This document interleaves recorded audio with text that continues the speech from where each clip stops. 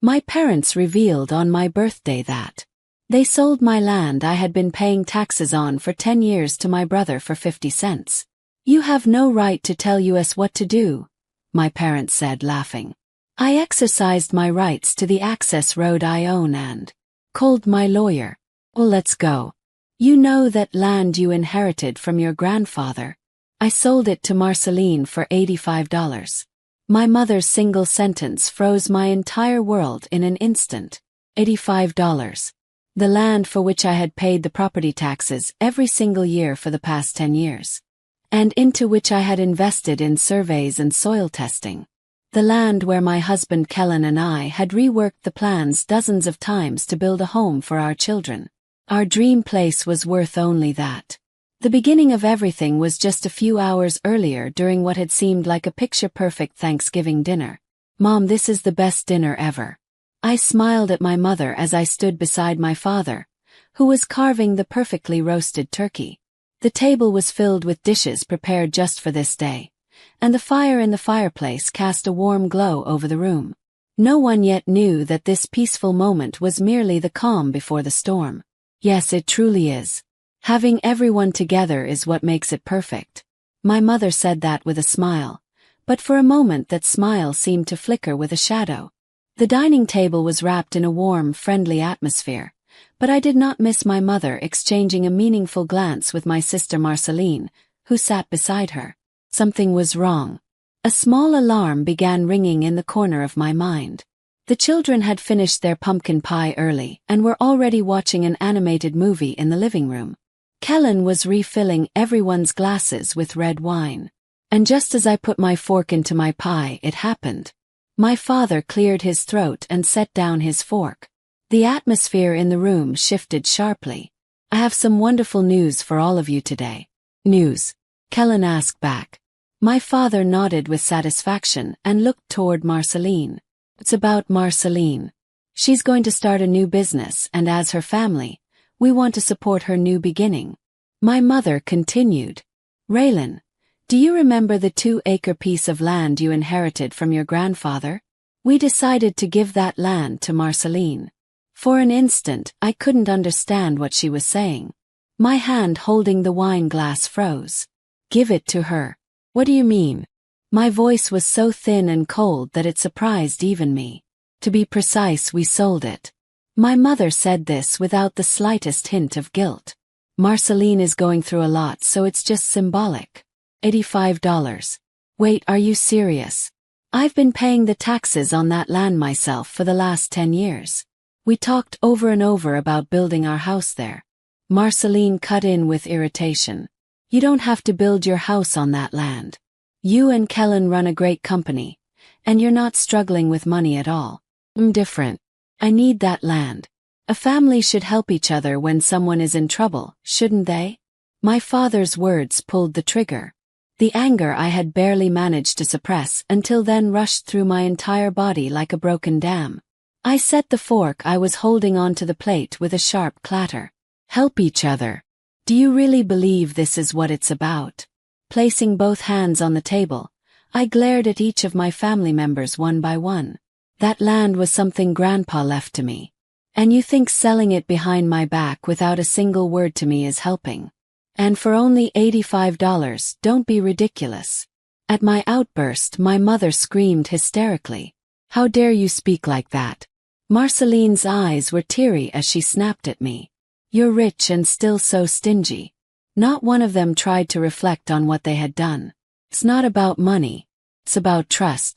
You trampled not only on my dream, but on Grandpa's wishes as well.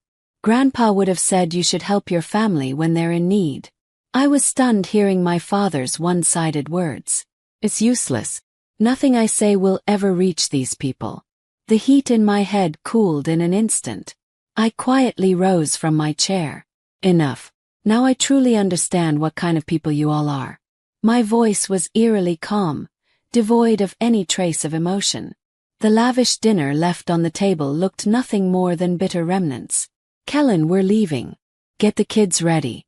I turned my back and spoke only to my husband. I did not look back at the family who stared at me as if frozen in place. The Thanksgiving dinner came to an end in the worst possible way. The car ride home was wrapped in a heavy silence.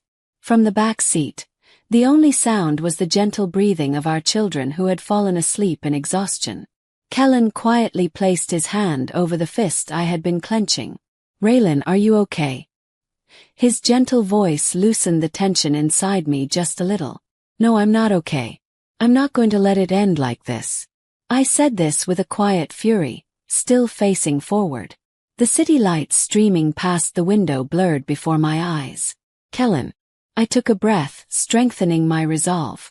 "Do you remember when we bought that gravel road leading to the land because Dad and Mom were acting strange 2 years ago?" "Yeah, of course I remember." Kellen nodded.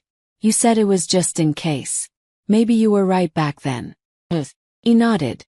"That will be our first trump card." When we arrived home and put the children to bed, I headed straight to the study.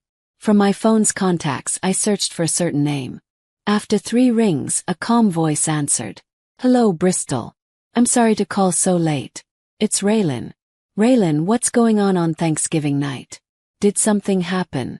Bristol has been my best friend since college. A few years ago, when Kellen and I founded our design firm, me as an interior designer and Kellen as an architect, I asked her as a lawyer to support us. Now she is our company's trusted legal advisor. There was tension in Bristol's voice. Yes, and in the worst way. The time has finally come. I told Bristol everything that had happened at the Thanksgiving gathering. My parents' betrayal, Marceline's demands, and the insulting price of $85. Bristol listened to everything in silence and then spoke calmly and firmly. "It's the worst-case scenario among the possibilities I imagined.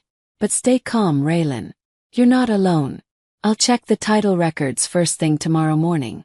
I nodded quietly at her words. Around that time, Marceline was probably smiling at her phone screen.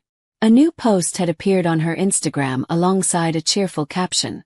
"Starting a new business. Making my dream come true in the best location.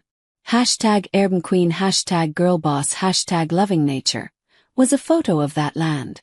In the comments, ignorant of the situation, her friends wrote innocent congratulations like, "Congrats." The next day, Bristol contacted me as promised. Her voice was calm and filled with certainty, completely different from last night. "Raylan, just as expected. The land is still jointly owned by you and your father. Without your notarized signature, any sales contract they claim to have made is nothing more than a piece of scrap paper. Legally, it means absolutely nothing." I felt relief wash over me at Bristol's report. "Missy, thank you. What should we do next?" This situation works overwhelmingly in our favor. As for our next move, I'll send a certified letter to clearly state our position. We will notify them that the sales contract is invalid, and that the private road leading to the land is solely owned by you and unauthorized passage is prohibited. That will be our first jab. Give me a few days to prepare. Yes, please do. I won't hold back anymore.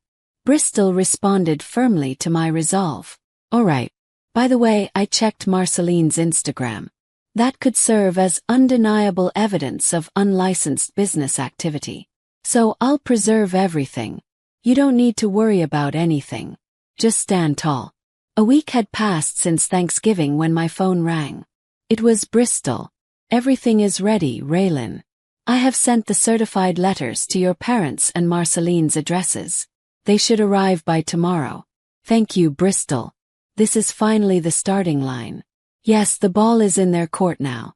Let's see how they react." The following afternoon, my mother called with a frantic, almost desperate force. The moment I answered, a piercing scream hit my ears. "Raylan, what on earth are you thinking? We got a letter from a lawyer. Are you planning to sue us?" "There shouldn't be a single word about suing, Mom. We simply notified you of the legal facts." I replied calmly. "Legal facts? It says things like the sales contract is invalid and the ownership of the access road belongs to Raylan. All this nonsense. This is intimidation." From the other end, I could hear my father's panicked voice. "Calm down for a moment." "How am I supposed to calm down?" My mother screamed. "We're family, aren't we?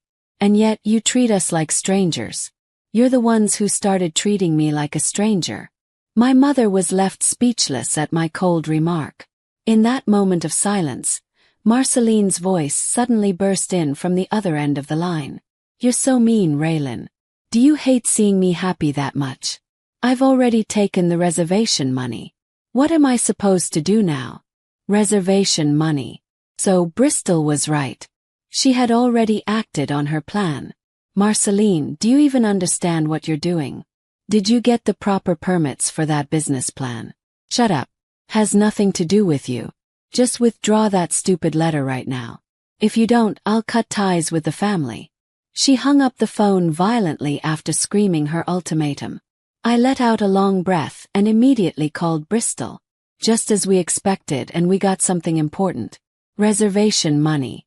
Marceline is already collecting payments. She is. That could qualify as a serious act of fraud. I bit my lip at her words. Marceline was already stepping over the line of the law.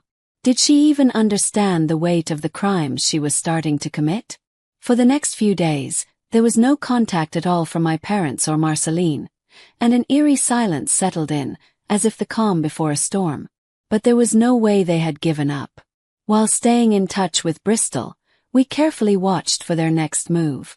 A few days after sending the certified letter, Bristol sent me a video file. Raylan, look. This was recorded this morning. When I opened the file, the familiar entrance to the gravel road came into view. There, a pickup truck driven by Marceline's boyfriend appeared, ignoring the warning signs as it entered the property. In the truck bed were stakes and ropes, construction materials. Marceline was in the passenger seat. Unbelievable. They're completely ignoring the warning. Beside me, Kellen stared at the screen with a grim expression. Yeah, this is clear trespassing. It's undeniable evidence. Bristol was right. Installing that camera just in case was the right move. Yes, but still they would actually go this far. My voice trembled with anger. They decided to ignore a formal warning from a lawyer and act like the land is theirs. I'm honestly shocked beyond words. Seeing Marceline strutting around confidently on the screen filled me not just with anger, but with a deep sense of contempt. This wasn't a family issue anymore. It was simply a crime. I will never forgive this. Glaring at the screen, I made that vow with absolute conviction. Kellen gently wrapped his hand around my clenched fist. There was no hesitation left in me. If they chose that path, then we would simply fight back with everything we had. My anger wasn't just about losing the land. After my grandmother passed away, neither my father nor my mother nor Marceline ever bothered to visit my grandfather living alone in that house. The only ones who visited him every weekend, kept him company, and helped maintain the garden were Kellen and me. Raylan, I want to entrust this house and land to you. Sitting with me on the sunlit porch, my grandfather had said that many times as he held my hand. I would never allow their selfish desires to defile that warm promise and my grandfather's wishes. Even so, why had Marceline become so desperate? Despite flaunting a glamorous life on social media, she was willing to drag the whole family into this fight just to get the land. Her obsession felt unnaturally intense. When I told Bristol about that small sense of unease, she immediately started investigating. A few days later, what she discovered was far worse than I had imagined. Marceline had been living with her gambling-addicted boyfriend, drowning in the massive debts he had accumulated and struggling to cover their daily expenses.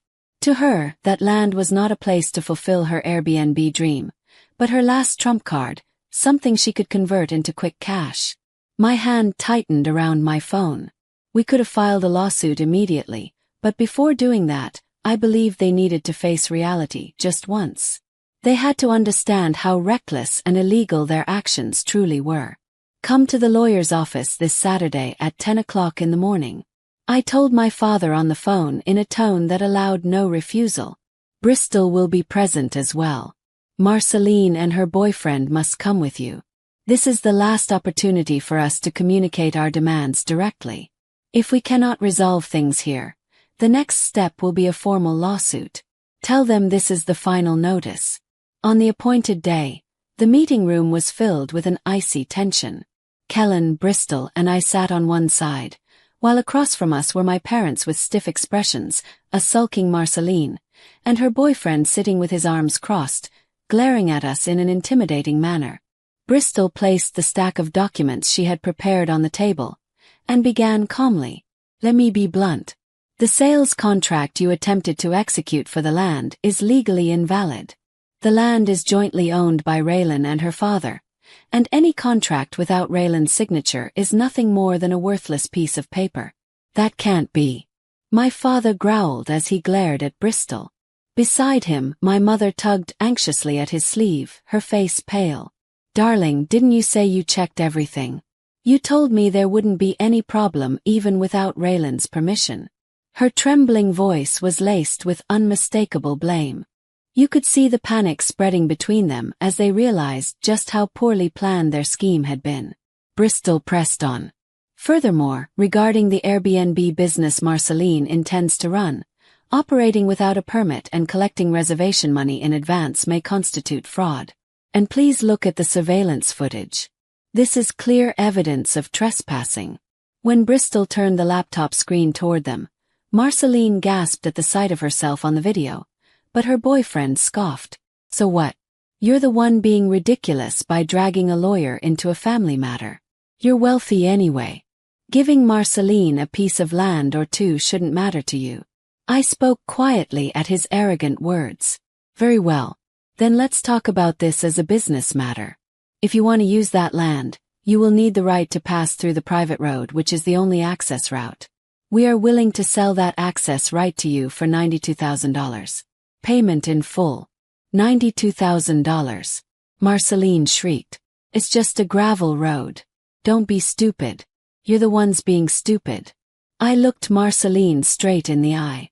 I don't want to hear that from people who tried to steal my 10 years of work and Grandpa's promise for $85. The discussion collapsed completely. They refused to acknowledge their wrongdoing until the very end and instead began insulting me, calling me cold and greedy. That will be enough. I stood up quietly. Any further discussion is meaningless. Bristol, proceed as planned. Bristol nodded and said in a chillingly steady voice, All right then, everyone. We will see you in court. That sentence seemed to sever the last threads of their self-control. My father slammed the table and shouted, Don't you dare. This is ridiculous. My mother collapsed into tears as she began pleading with me. Raylan, please think this through. We're family, aren't we?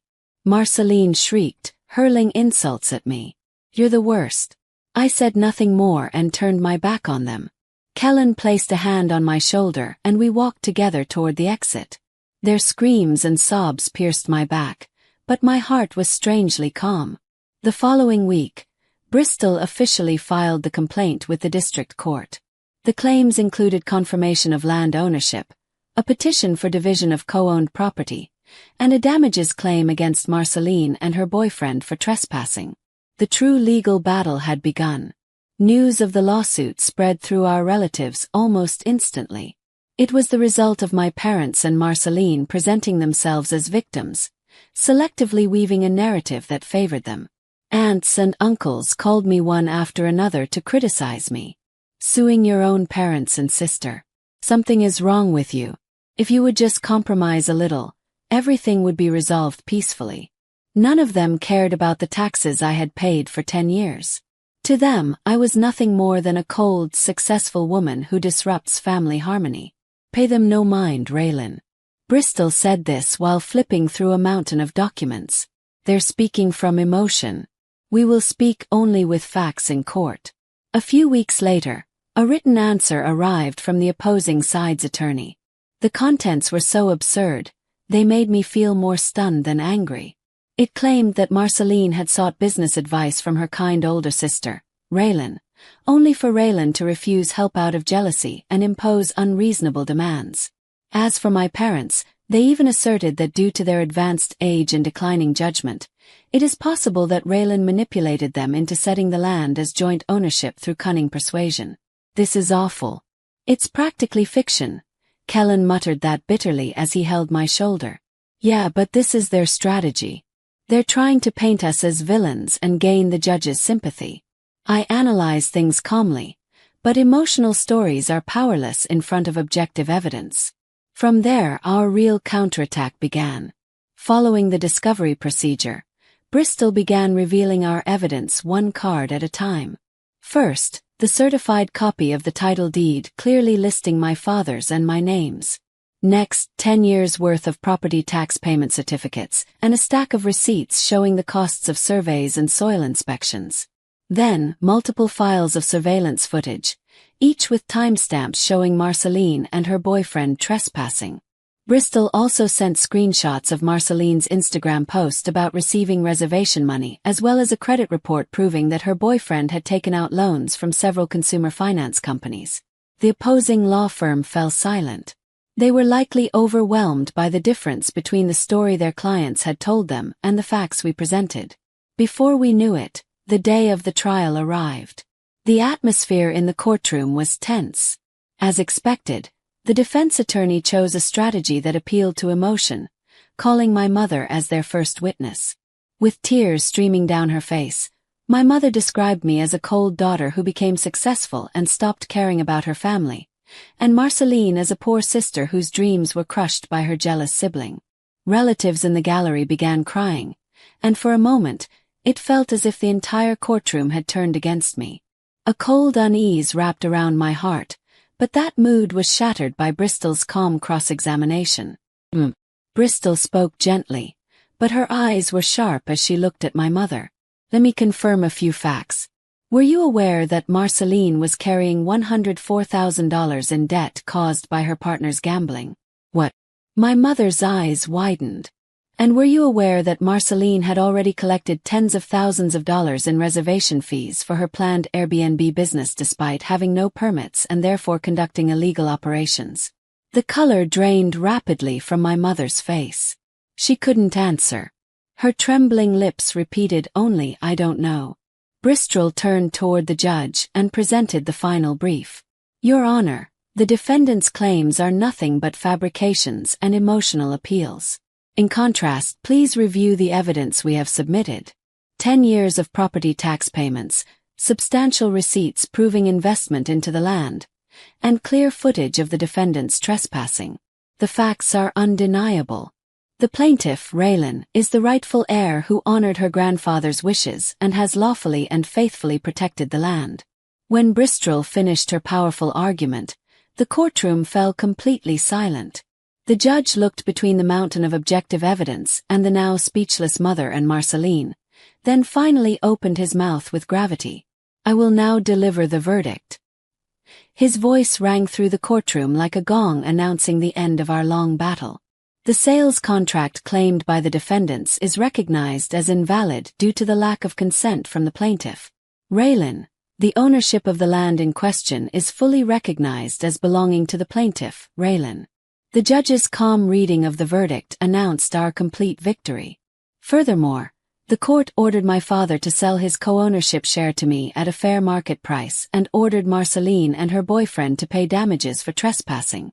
When the court declared the session adjourned, my mother and Marceline broke down in tears, and the relatives in the gallery lowered their heads awkwardly before hurriedly leaving the courtroom. Kellen, Bristol, and I exchanged firm handshakes and quietly left the room. There were no words left to say to those people. Several weeks after the verdict, on a cold, rainy afternoon, my parents came to my design office together. Gone was the dignity and resilience they once carried. They looked painfully small, crushed by the weight of the courtroom's reality. My father, sinking deeply into the sofa in the reception room, spoke in a strange voice. Raylan, I am truly sorry. Beside him my mother, her face wet with tears, lifted her head and said, We were not ourselves. We didn't think about your feelings at all. We are so sorry. According to my father, Marceline had finally realized the magnitude of her wrongdoing and was spending her days in regret and self-reproach. While looking out at the gray cityscape beyond the window, I answered quietly, I accept your apology, but Dad, Mom, trust is like glass. Once it shatters, it can never return to what it was. They said nothing. They could not even lift their heads. That was my final answer to the people I once called family. Years later, on that land stood the home Kellen and I had dreamed of, a house filled with light. Through the large windows overlooking the forest, I could hear the laughter of our children running in the garden. This home, filled with every detail I insisted on as an interior designer, was the embodiment of our happiness.